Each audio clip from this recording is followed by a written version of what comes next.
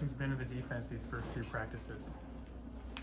It's been a good start for us so far as we're going. We're just trying to get these guys to play fast, physical, and for each other. And I think we're taking steps to that each and every time that we step on that field. Just trying to get the defensive mindset. And we got to play defense here in Lawrence. And I think that's really important. I think the guys are embracing that and just the challenges that we have. So we've been getting better each and every day. I look forward to seeing the film from today's practice. Has anyone kind of stuck out to you from some of the transfers you guys have brought in? I think they've all done a good job. Really happy with all of them. Number one, just how they kind of acclimated to how we do things here. It's not easy here. It's not for everybody here. And these guys came here and they've really done a good job of really meshing with the group. And then on the field, they all got a lot of athletic ability, which is a lot of fun. I think we're going to be able to do a lot of great things with those guys. So from the linebackers we brought in, the DBs we brought in, bringing Mr. Keys back is a great thing. So I'm just excited about all those guys. They're doing a heck of a job. I'm really proud of them. DJ talked about finishing being a big focus for you guys on defense. How do you go about working on that in practice? Number one, you got to demand it. You got to demand it of the guys. We got our ways that we are demanding it of our guys and getting it out of them. I think you got to show it to them. We watch that every day on film. Our guys get a chance to see themselves. If they are going hard, not going hard, and finishing and different things like that. So you got to just show it, demand it, and then you got to encourage it as they go along. There's been a lot of great things that we've been doing with the finish, and it's been good. And you achieve what you emphasize. And that's something we've really been doing a good job of emphasizing right now. And hopefully we'll see the result here as we get to end of the spring and into the fall. You and Coach Lopple both talked about simplifying things. How exactly does that show up when you're working through it in practice? It shows up. Simplicity allows guys to play faster. It's less thinking out there, less checks. You get a chance to see if it works or not, so you get answers a lot quicker. So those are the ways that we're seeing it out there. I think guys are playing a little faster, playing a little more free, and we're getting a chance to see their athletic ability kind of get showcased out there. So that's the thing simplicity brings. And a lot of people, struggle to be simple, but I think it's the best way to go when you're playing defense. When you're going around the practice field from one position group to another, what are the main things you look for to know which group you should focus on at what time and what qualities you're trying to instill there? Yeah, what I'm looking for is just effort to finish a technique for guys, like we talked about finish being a huge theme for us. So just how guys are finishing drills. And I like to see just, our guys jogging back to the end of the line. Just those little things. There's little things that's going to take us through. It's little things that's going to make us great. So what I'm really focused on are the guys doing the little things that they're asked of. Are they just doing a drill to do the drill? Are we doing a drill to get better? Are we making the most of our time, or are we just wasting time? And so that's the big thing that I'm looking for in the guys and really looking to drive home with each and every guy that we have out there. DK, with the safeties, quite a few guys fighting to getting that too deep. What have you seen from them, and what do you expect that to look like? Just like you said, it's a fight. And those guys are fighting. Those guys want to play.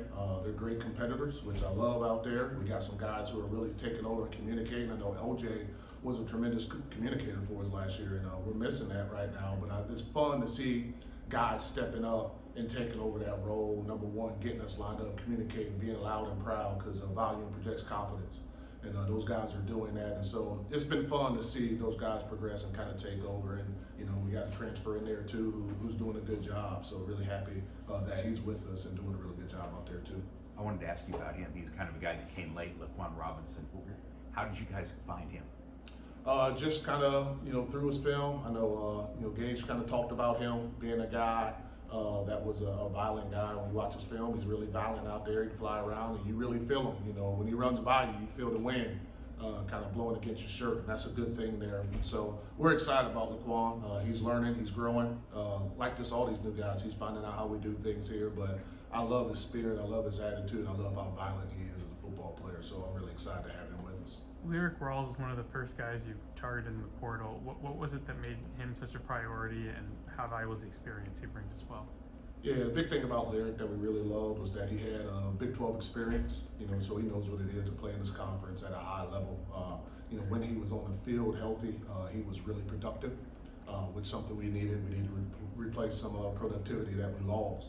So it was good to have that. Now that we have him here, we see how highly intelligent he is as a football player, and a smarter football player is a better football player. And, you know, he can run around and do some good things too. So I'm really excited about Lyric and just everything he brings from a leadership perspective, from a productive standpoint, and just how talented he is. So it's a lot of fun to have him out there. At corner, you guys lose Kobe and Melo. You had 2 transfers. What were your goals with the transfer portal specifically? Like, what did you guys go in thinking that you needed, and how do you feel like you're able to get that? Yeah, we were excited because I thought we had some guys in house that could really compete and play, and so that was exciting. But you always just want to bring in depth and competition. Competition brings out the best in everybody, and so we were just looking to bring in some guys we thought could compete. And if they started, it's great. If they didn't, they push the guys that we had in house to make them better. And so that's what we're looking for. You know, Coach Lipo really wanted competition in this program, so we were just looking to bring in guys that can compete. We weren't looking for backups. We were looking for starters. And if they weren't starters, at least the guys who were starting were going to be some damn good football players. How much of a challenge, you mentioned the word fun a minute ago about kind of replacing guys. How much of a challenge is it to replace guys like Kobe and Melo that had so much experience, that knew the way things go, knew college football, all that stuff? I mean, is it equal parts challenging and fun, or how do you view that? Every challenge is fun. There you go. You got to just approach it as that. That's the beauty of life, you know, that you're going to have challenges, and it's the fun part of it is just a new opportunity for guys to step up and play, and that's what you love about, you know, football on any level, but especially college football. The fact you graduate guys and new guys got to come along. You get to see as a coach how well you can develop, and you also get to see how hungry guys are, you know, who want to play. So that's the fun part. You know, that's why we're in this. You know, if we didn't need to improve guys and help them become better, we'd be out of a job. So I'm excited to see, like I said, all those young guys and the new guys we have improve and get better each and every day, and that's the beauty of coaching. Do you and your staff have to find another level or gear of patience with replacing those guys, maybe just because, again, their experience and knowledge was so grand and so great in what they were doing? Do you have to have more patience as you're moving forward with new players in those positions? I think you always got to have patience no matter what. Even with Kobe and Melo, there was a level of patience because you were trying to teach them things that were kind of higher level stuff that they never heard before. So you had a level of patience with that.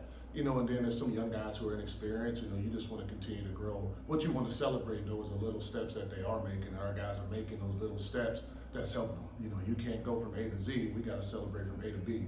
And that's what we're celebrating with our guys. And you got patient and you celebrate the victories. And then you point out, hey, this is what you got to improve on. And you always want to just give them a little sugar along the way to let them know that they're making it. And when they're not, you got to bring out the stick to continue to push them forward. You guys have a lot of young talent at defensive end. Have any of those guys popped at all so far? They've all done a good job. You know, when you watch the film, they've all made plays in a lot of different ways this spring. And the exciting thing about that is that they've all gotten better mentally. And so the game is slowing down to them a little bit, which is really good. And you can see that from, you know, a young guy like that, you know, who's getting better. By Joe, who's doing a good job out there. And, you know, what you love about this crew that we're working with right now, they're hungry. They want to learn. They're on the edge of their seat. They want information. They want feedback. They want correction. They want praise. And so it's fun to see that. And like I said before, these guys are really competing. I cannot ask for more from how these guys are competing in practice and doing things. And so we got to continue to push them and give them the things they need as coaches to get better. I know at media days you had said Justice Finkley had come in with a great attitude, leadership, all of those things. Just curious what you've seen from him so Yeah, far. he's a special young man, just from his maturity and who he is. You know, he played, you know, some ball down there in Texas, and you know, it kind of shows from just his physique and everything like that. And he's a good football player. And so, just like all the transfers, man, we're really happy to have Justice here, playing for us and being around us. I know that with the linebackers, Coach Simpson really values versatility. When you go out and get guys in the portal, as you did with several this time, how clear of a sense do you have which spot in the linebacking group they'll fit into most readily in your defense? Well, a lot of it comes from the film you watch, and a lot of it is if a guy was playing Mike at such and such school, then you know he probably can think he can play it here or will or something like that. And then it's, you know, can a guy play in space? Can a guy, you know, is he thick and got enough girth to him to be able to shock and shed on blocks and different things like that? So as you're watching and critiquing the film, you're always visualizing where a guy can fit in for you. And that's even for high school guys too, you know, because everything nowadays is just a projection. And then when they come to you, you got to do a great job of coaching them up and getting them ready and getting them in the spots that they need to be successful. DK, you come from different defensive backgrounds. Is there something you like more than others? whether it be 4-3 or 4-2-5 or? Yeah, for me, I've been really fortunate in my career to be around just a lot of different great defenses, which is great. Like I said before, I've been around Coach Aycock with the odd stack that they run at Iowa State, and kind of has been popular in the college football. That has influence on me. In the NFL, we ran some 3-4, some 4-2-5, some 4-3. And naturally that has influence on me. So it's just a little bit of a mixture of everything. But the thing about it, everybody sees defense differently as far as what you're running. If it's a 4-2-5, if it's an odd stack, if it's a 3-4. But the one things that don't change is the effort and attitude that you play defense with, and those are some of the main things that I take from all the spots that I've been to. You guys have had kind of the Hawk Cinco hybrid spots. Is that something that you expect to continue, and if so, kind of who's competing at those spots? Yeah, like I said, the defense is going to be kind of a mixture of all the things that I've been through. So you may see a little bit of that out there. You may see some guys up on the line. You probably gonna see some free safety stuff too. So it's gonna be a little mixture of little things that I've been through, been a part, and had some success in my years that I've been a part of. Anything else, Coach McDonald? All right, thanks everyone. Yeah. Thank